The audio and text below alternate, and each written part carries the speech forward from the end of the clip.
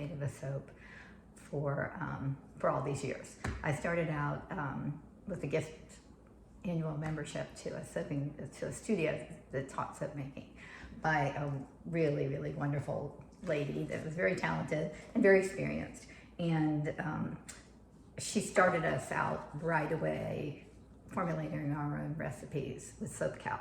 She gave us suggestions and she limited us to a few oils.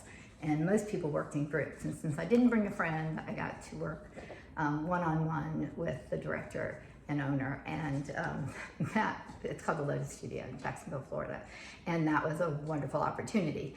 I started out with a simple recipe, a natural one with no colorants or anything, and then I went back and did some of the other classes and ended up with an advanced class that actually did soap frosting and did a really beautiful Valentine's soap that my granddaughters absolutely love.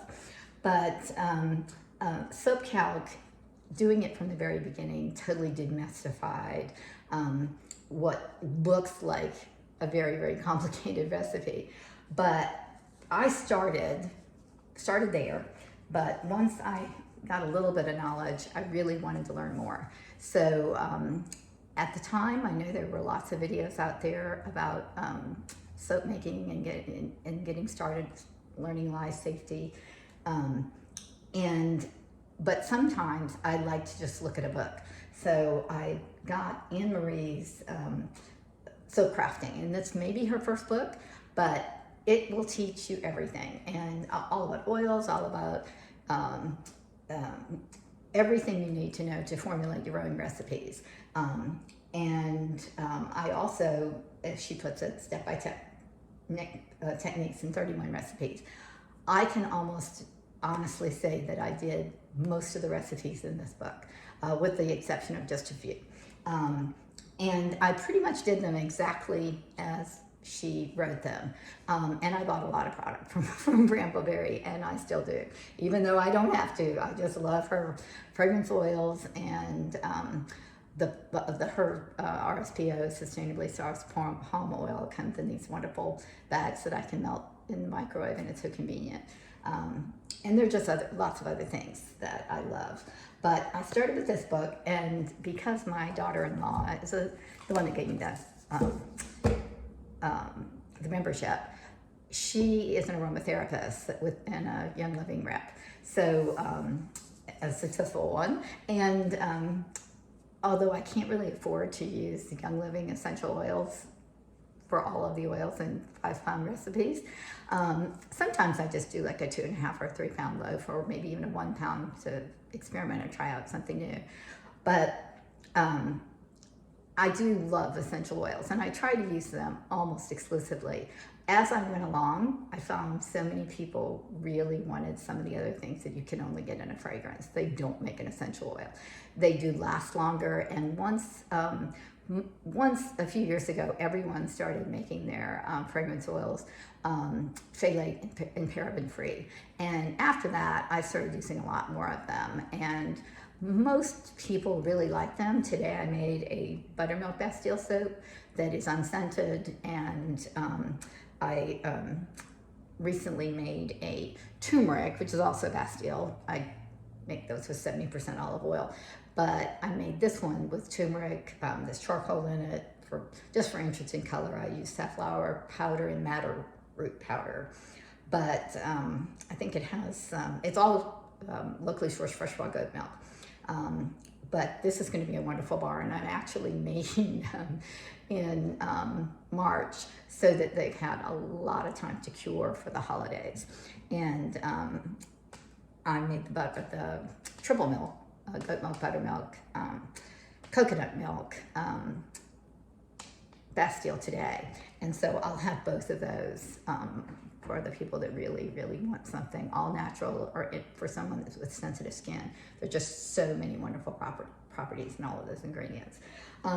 And which brings me to this one. This was Anne Marie's second book, Soap Queen, Pure Soap Making. And if you're interested in more natural things, they have a baby bar in here that has colloidal oatmeal, and I think the calendula, the olive oil, may be infused with calendula. I know that's what I did for the one I did today. Also, I infused calendula for really 48 hours in my olive oil. So anyway, I also love this book, and I've learned so much from both. I have followed Anne Marie, and I've watched every video I think that she has, and looked through most of what she has online. I also love Katie Carson with Royalty Soaps. My granddaughters are so entertained by her. I love her. My daughter-in-law sent me 4 bars of the soap, which is really kind of funny since I have 5 million bars myself. But she knows how much I enjoy her, and my granddaughters love to watch the videos with me. And they actually design soap, and they love to cut soap, which I think is ridiculously satisfying. And I'm just always so anxious to see what the soap's going to look like when I cut into it in the middle, because depending on whether you've done a drop swirl or a technique you've used, or a hanger swirl, they're going to look different every time, and every bar is going to look different. So anyway, cutting the soap is a big deal for them. They love to be there for the cut, and they're not very happy with me if I anxiously do it when they're not there. But anyway, I started out originally making some simple soaps, and I just, in watching different videos, I learned different techniques.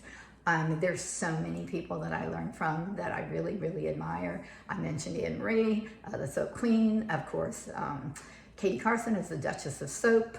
I love Missouri River soaps. I think she many times does a triple milk.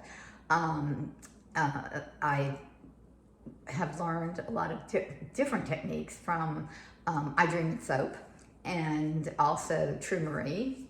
She does some beautiful things. I think True Marie and I Dream in Soap both participate in soap challenges, and so they're always pushing one another to learn something new, to design something totally new. And I've actually learned techniques that I implore, and I try to do something unique with them. I have copied Anne Marie's soap pretty much exactly, and there are a couple of times I have done almost exactly the same thing, and I definitely give a shout out or tell everyone about the person that had that idea originally. I always put my spin on it. Another person that I just admire so much is she was the Barefoot Gypsy, and I think now she's Milkmaid. And you won't see her on YouTube that I know of, and I've searched. But she has a website and sells her soaps, and her style is just, she's probably the one person that has a style that you would recognize anywhere.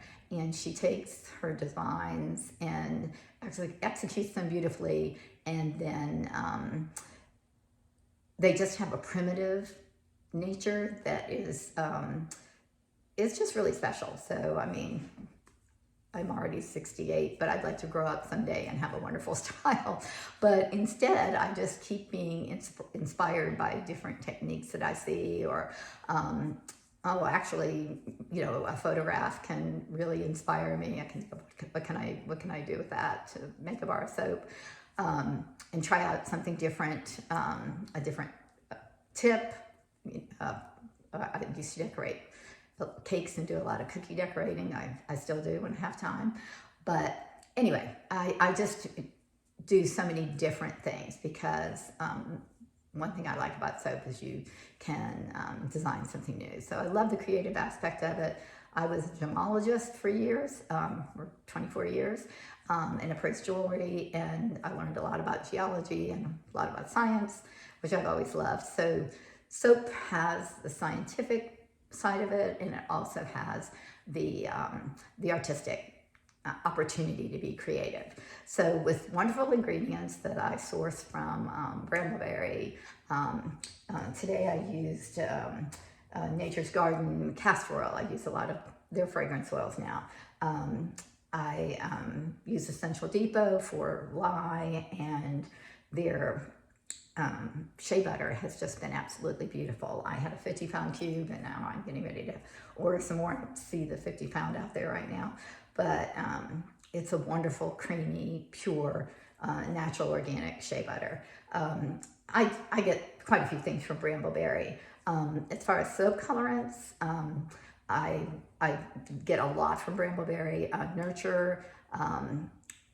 Nurture just has some wonderful colors, lots of wonderful echo glitters.